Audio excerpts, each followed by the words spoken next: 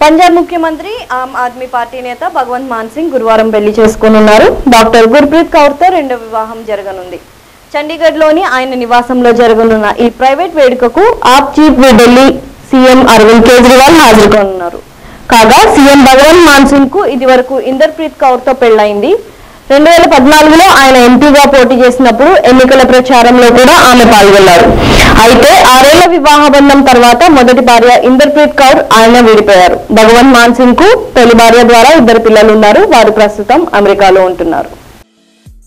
ఈ వీడియో మీకు నచ్చితే లైక్ చేయండి, షేర్ చేయండి, మా ఛానల్ ని సబ్స్క్రైబ్ చేయండి.